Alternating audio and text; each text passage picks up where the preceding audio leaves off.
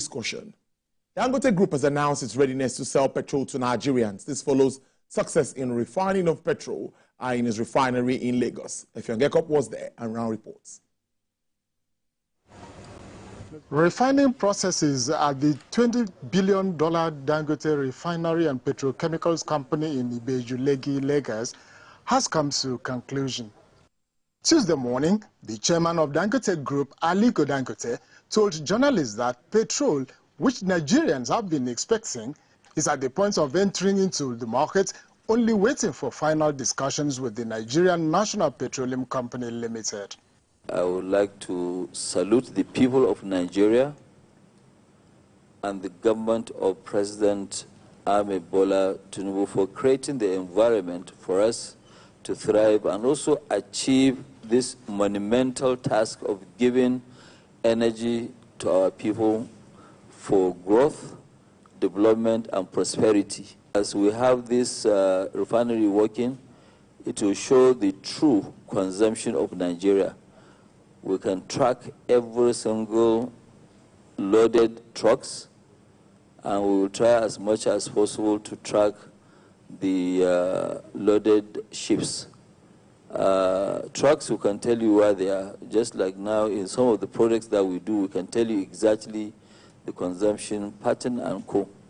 The great businessman praised the government, civil society, media, and the citizens for giving him rare opportunity to solve a national problem that has been for long. This is the sample of the petrol. It might be a little bit, you see it like a different color, but that's the real this thing, So you are now going to have, good petrol where the engines of your vehicles will last longer. The Dangote Refinery, with capacity to refine 650 million barrels of crude daily, has already produced diesel, aviation fuel, fertilizer, and now petrol. If they come back today, our PMS can actually be in the market by today is what, Tuesday? By Thursday latest, our product can be in the market. Samples of companies' diesel and petrol were shown, assuring of world-class standards. According to Dangote, his refinery will meet the consumption needs of Nigeria and West Africa. It was not clear how many days or weeks discussions with Nigerian National Petroleum Company Limited might take. Effiong Ekop, TVC News, Lagos.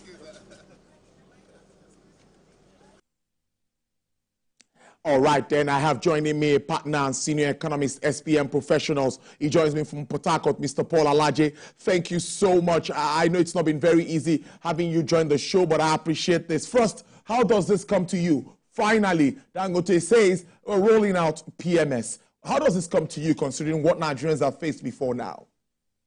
Well, for me, I would say this good news.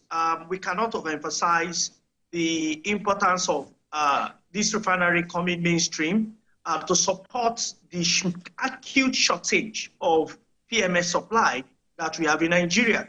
If there's any concern that everybody is worried about, is how do we get supply of PMS? Nigeria currently battles with two things. First is the issue of supply, as we have witnessed queue all over Abuja, Lagos, and where I am currently as a result of research to pick the numbers regarding what is happening around the country regarding the downstream sector, the PMS especially. I can tell you that when this comes mainstream, it's going to have tremendous impact to ease the supply side. That is on one side. The second one is price. Supply may influence price, but we also need to know what are the components of pricing. The component of pricing here has to do with the nature of product in question. PMS, among other petroleum resources, they are international products, and most of these international products are traded in the dollar. And when it comes to the dollar, the conversation will go beyond Dangote, we go beyond this refinery, we go beyond just Nigerian people. It will now come to what is the exchange rate. So this is to say, the fact that this refinery is coming on board, we are certain that one of the legs will be eased. The impact, negative impact we've had, and scarcity, relative scarcity we've seen in recent days, will reduce, especially as it has to do with supply. But what price will it be sold? That's a different conversation entirely. Many may think when this refinery comes on board, PMS may go back to 189. I'm sorry, I don't think PMS will go back to 189. And I can tell you that not until we're able to have make some monetary policy to reduce the impact of the cost of devaluation, the rate at which naira has been devalued, PMS may still be hovering around 800 to 1,200, depending on which limit it will stay. But that 400 gap is around the corridor where the price will be. So clearly that issue is burning, and that's talking pricing, which you've also talked about. The dollar differentials comes here. We know what is happening to the FX. As at today, the exchange rate is about 1,600, in some cases 1,580. Do you think that this market would still be opened up for importation if Dangote takes charge of the market in totality? Can you say it again? Do I think what?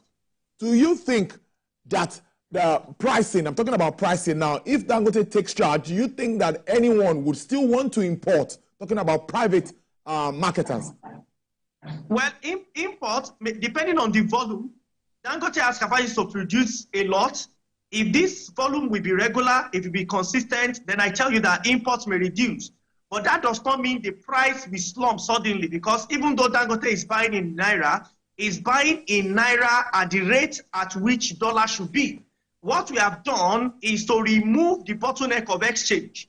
So it's a good news, but the price reduces significantly. We first be induced by what exchange rate is. So if it is $80 per barrel, don't pay in dollars, pay in naira, but equivalent of that $80 per barrel. So whatever we discuss, exchange rate will still play a factor. Scarcity of it has been reduced. So I'm expecting a mild reduction in price, but not a major reduction in price. However, if they're able to peg our currency, just as I've explained in previous interviews with you, which was done by Japan, which was done by Germany in the 80s and in the 90s, which was done by Russia in the 90s up to 2000s, then we can have a major sign of relief. You see, the real concern here is stability. Economics is not just about price going low. We are more concerned about stability of pricing. And I believe that with this refinery that has been brought into the market, again, NNPCL has said that one of the government refinery will also come mainstream.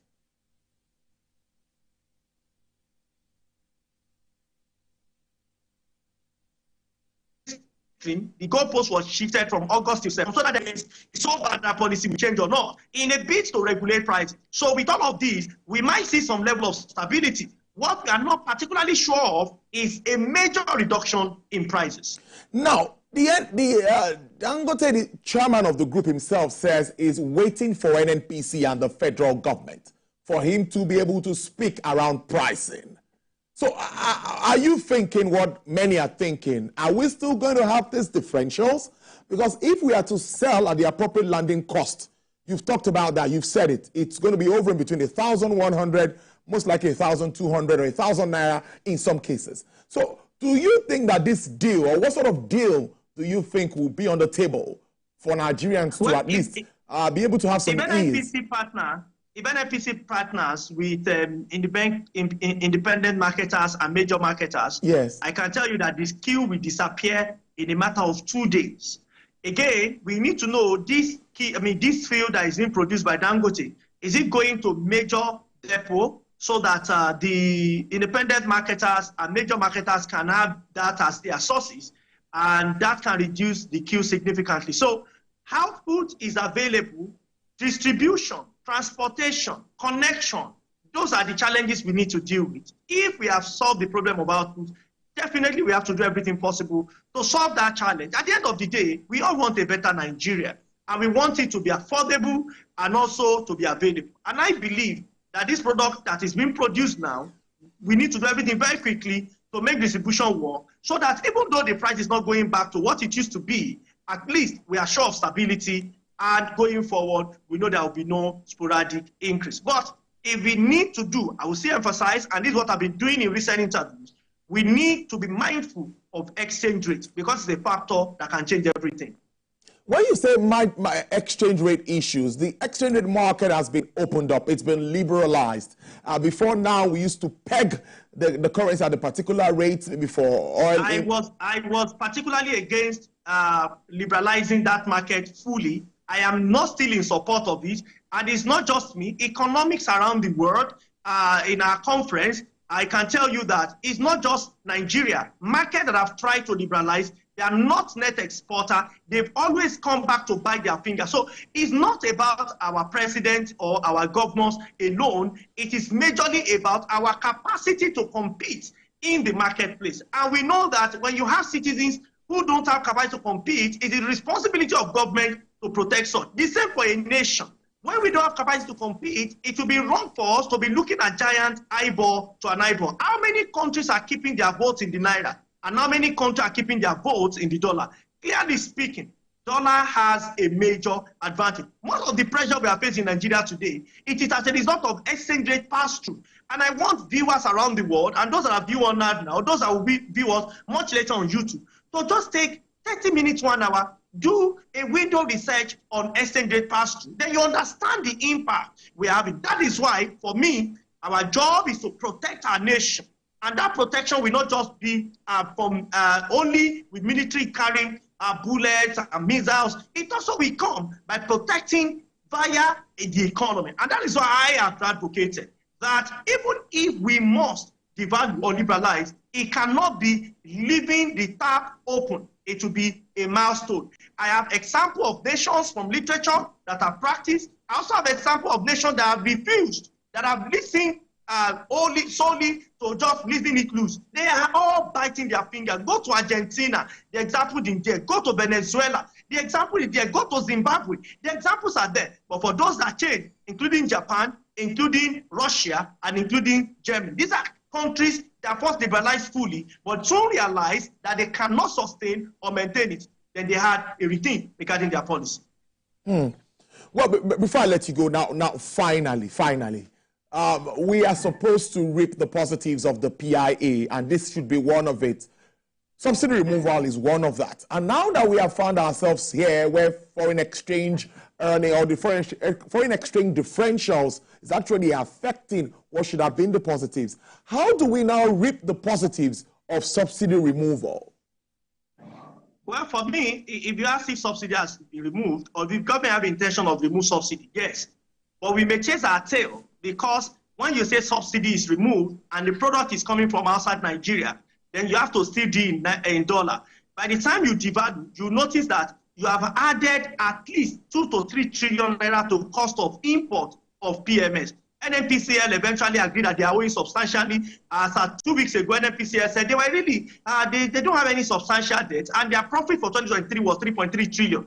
Today, or yesterday or so, NNPCL agreed that they might be owing, and research from investigation reveals that NNPCL may be owing close to $6 billion. That's about 9 trillion naira. When you compare that, and it's not that NNPCL just want to owe, there are differentials as a result of policy, as a result of devaluation. And that is why we are advocating that we need to do everything possible. Central Bank did it before through positive signaling under Mr. Yemi Cardoso. He needs to go back and work with the same thing he worked with that time to ensure that there is positive signaling in the market and never improves back to about 1,000 naira to the dollar or 1,100 to the dollar. At that point, we can now start practicing milestone, not leaving it left. Look at what Nefex is reporting, sometimes 1,550, sometimes 1,600. We cannot continue to plan. We can't really plan as an economy when our currency is highly volatile. So in the new sense, all of this pass-through effect is part of the things that government may now claim as shortfalls, or government may experience as shortfalls. In the real sense of it, it might not amount to value to the people. So there will be some confusion of some sort. Government will feel that we are spending so much. Yes, they are, especially on PMS. And Nigeria will say we are still queuing for the same. The issue is that there is a lot of pass-through that everybody is now having impact. So how do we reduce the impact? For me, is to stop the tap. To stop the tap, you need to find a way to peg. If you don't find a way to peg, I am sorry. And next week, we might see have this conversation again. Even though we make gain of supply, as long as Dangote is buying at a rate of the dollar, whatever dollar is, but it's paying in naira, it might still influence its price. At the end of the day, it's in business to make profits. Partner, senior economist at SPM Professionals, Mr. Paul Alaje. Let me allow you catch your flight. Take care. Thank you so much for your time. I really appreciate this. Thank you so much for having me. Mr. Paul Alaje there live for us from Port Harcourt. They're speaking around pricing